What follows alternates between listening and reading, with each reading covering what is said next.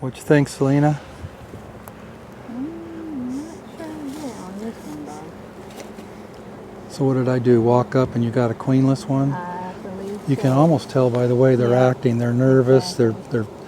They're kind of fanning their wings aloft. This one might be a dud. Yeah, they sound And I was just talking about how well of a take we were having. like. How about you, John? If you tell me you got a queen in that thing. Oh man, don't put that pressure on me. Hold on.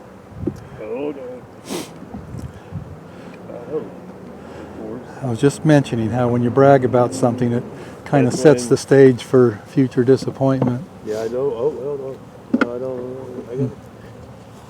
No eggs? There's one weird rogue egg. Oh no, there's some eggs. There's a few eggs. Okay.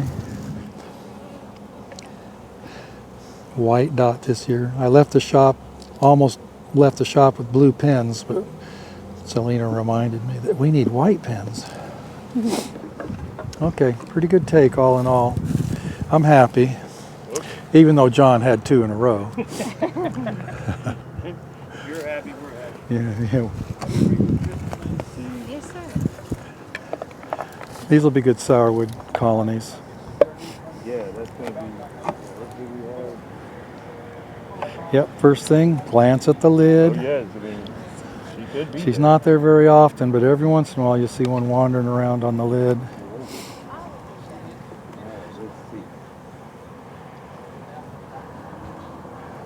Pollen, Yeah, pollen. a little bit of fresh nectar. Yeah, So I've that's been good. seeing some of that. Yeah, there's been some.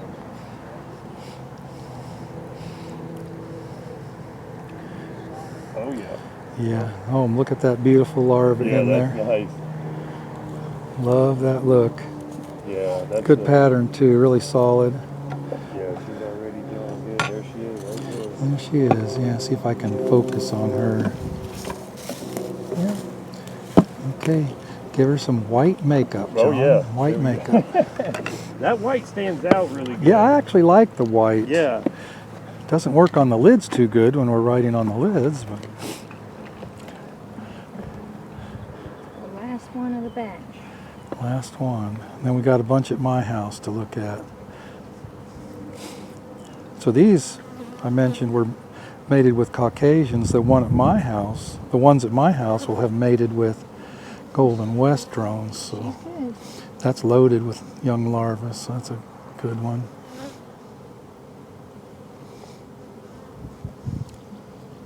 See if we can catch her. Yeah, they stick out. They sure are easier to spot than the Caucasians.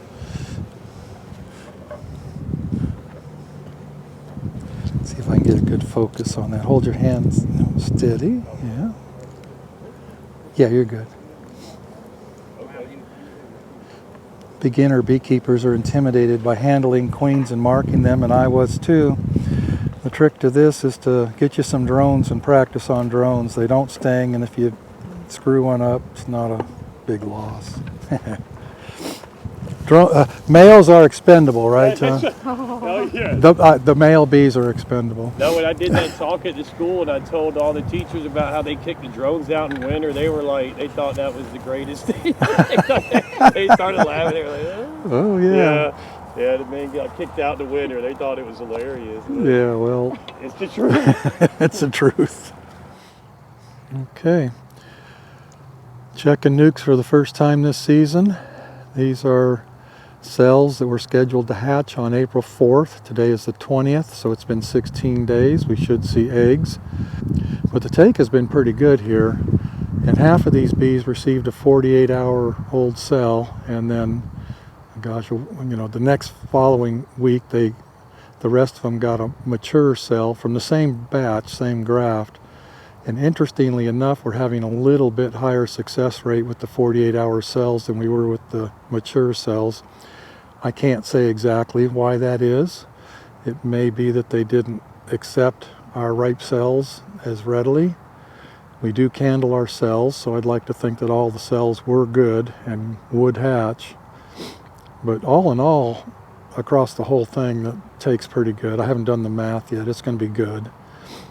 But and I readily admit that sometimes we don't have a good take. But here today, I think we got 100 and something nukes. We're having a real good take. Very happy. These will populate new yards or yards that we vacated last fall that are empty right now, and a few of them might fill in holes in existing yards. These queens are from a graft done with breeder queens from Trevor Bowden in Wisconsin, and he's doing mite resistant work up there. He works for Marquette University in Milwaukee. Anxious to see how these bees do. These bees also are mating with our Caucasians. It'd be an interesting combination to check out. We have this yard right here that is all Caucasian queens, and we have a yard about a mile away that they'll of course also be mating with that is Caucasian. So let's see how this combination plays out. One thing we have realized is that the Caucasians tend to be a little less mite resistant than some of the other lines we're playing with. Of course, these are yet to be seen, but looking forward to playing with the combinations. Beautiful day here. Okay, the first nuke transfer of the season. These 5-frame nukes were started with queen cells that hatched on the 4th of April. They were actually 48-hour-old queen cells that were left to be built by the nukes themselves, which worked out good. As long as you make stout nukes, they'll finish a 48-hour cell well. And let's see, so the cells were scheduled to hatch on the 4th of April. Today is the 21st, so they're really just getting going. They have eggs and young larvae, and a few queens are actually just starting to lay eggs, but most of them have young larvae. So it's going to be a little while before they start to expand in population. When we build a nuke with a queen cell that's ready to hatch, I kind of think in terms of it expanding in population at about 5.5 weeks. Of course, if you do the math, 11, 12 days for the queen start to lay, get mated and lay, and then another 3 weeks before her eggs start to hatch. So about 5.5 weeks when you start with a cell. If you start with a caged queen that's already mated, then you're looking at about 3.5 weeks. It's about a 2-week difference. I do prefer starting nukes with a queen cell over a queen. Something about it that I like, that a little more substantial brood break. I think that's a healthy thing. Plus the queen was really never stuck in a cage and put through the mail in a shipping container or something like that. So we'll feed these nukes with a honey jar of syrup. That's not much, but I don't want to give them too much because they're not going to be expanding in bee population for a while. If this was a caged queen introduction situation, they'd be on the verge of starting to expand in just a week or so, so we might have given them a gallon. I don't want them to plug out the brood nest and not be able to rear brood here.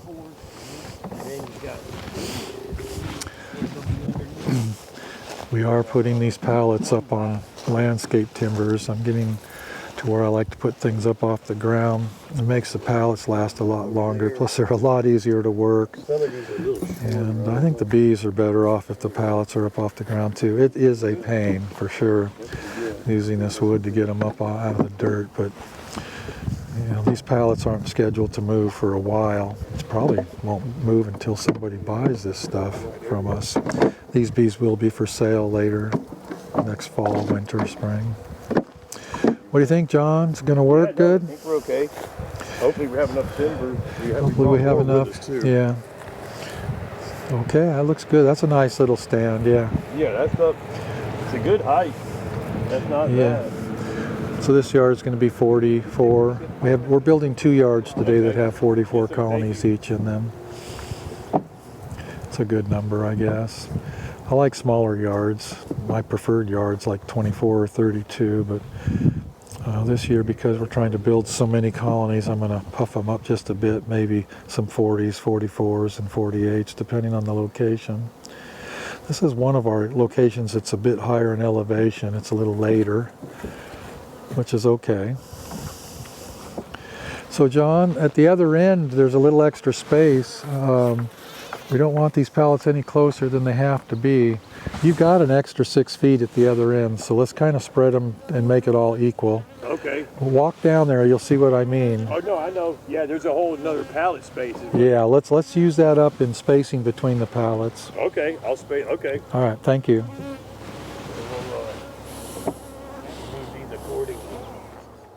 We're making so many nukes, at some point we've had to decide to annihilate some yards completely, save some for honey production, and take other yards and completely nuke them down to almost nothing. Just like several other yards we've done this week, we took these all down to 2 frames of brood, and everything else went into nuke boxes. That truck right over there is full of nukes, and they have 2 frames of brood in them too. 2 frames of brood, frame of food, extra shake of bees, and we left extra nukes in this yard, 10 to be exact, because not all the cells that we introduce here are going to take. There's always some duds, so I like to leave extras behind. We had some empty spots in this yard, which represent colonies that did not make it through the winter or weren't there last fall to begin with. And when possible, I actually like to put nuke boxes on those dead spots for mating queens rather than another deep box, because we have better mating success.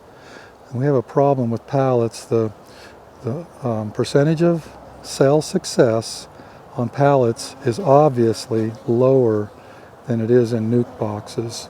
Not entirely sure why, but just a typical number might be 66 or 70% success on pallets in the same spot. Nukes would probably be perhaps 75 to 85% success. So we'll catch up with them later. If they're successful and take, then we'll come back with a deep box and transfer them over. This is a good sourwood location. Same routine, 2 frames of brood, maybe 2.5 with a queen cell, a ripe cell today, which is April 23rd, I believe. Will be a good single, solid single, maybe plus more than a single by the time sourwood blooms in this location. This season is really screwed up. Just in the last week or two, the drought has really taken hold. It has not rained here in a long time, and this country is used to a lot of water. What does that mean for sourwood and the stuff to come later? I have no idea. There's no way of predicting this stuff. It could rain for 3 weeks straight starting next week and change everything. Right now the nectar flow is a little bit slow. There is some coming in, but it's not as much as it should be for this time of year, and everything's running a little bit early. So the sourwood could run a week or 10 days early too. I still think these columns will be up in time, these singles that are going to develop here.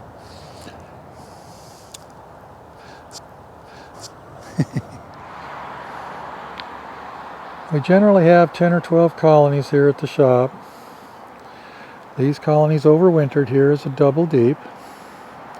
Came in here several weeks ago and we split them down. We created a nuke over a double screen board with a frame or 2 of brood. And that was the 2nd story box that we used to do that with. We left the original queen with lots of brood down in the bottom box. And then in the middle we added another box of deep drawn comb. We let the queen have free reign through those 2 boxes for the time being. And this coming week we're going to go in there and put the queen downstairs and put an excluder in the middle. And as the brood in that 2nd box hatches, they will backfill it with nectar, provided there's nectar coming in. We've had a pretty poor spring flow due to a lack of moisture, but we're getting a little rain right now. Maybe it'll pick up. In a normal year, that box might have another super or 2 on it right now, but this year it's just got the 1 single extra deep with drawn comb. So the reason we do all this is that if you time it right, you create a swarm control situation by knocking the population back so they don't peak too soon. Colonies that peak before the main honey flow tend to want to swarm. And then we also created a nuke up above that we will use for requeening the colony later on in the summer. So about 2 weeks before our sourwood bloom, which in this location is about the 25th of July, we will come in and kill the queen down below, and we will add that nuke over the double screen board, which was the overwintered second box. So once again become the same 2 boxes it overwintered with.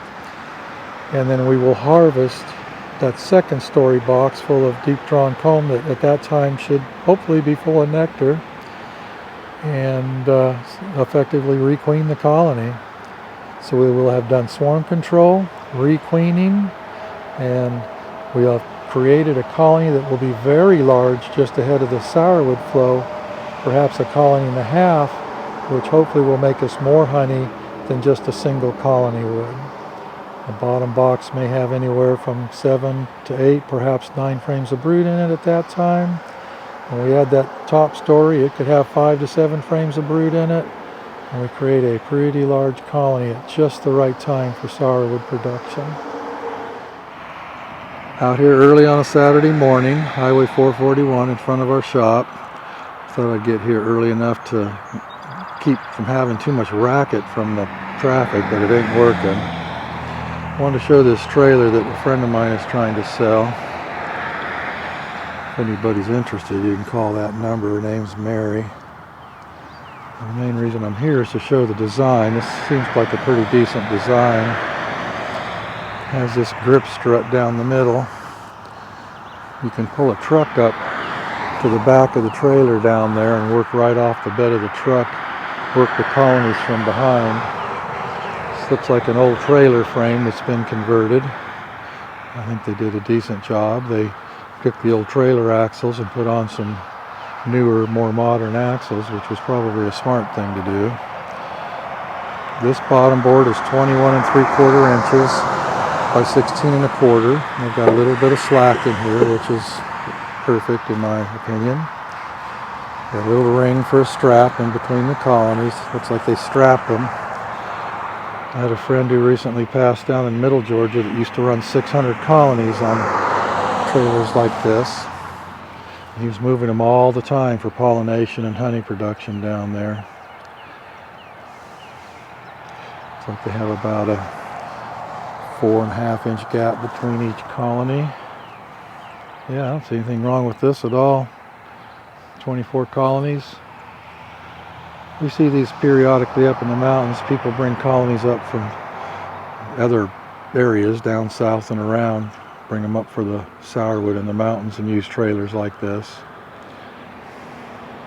Good design.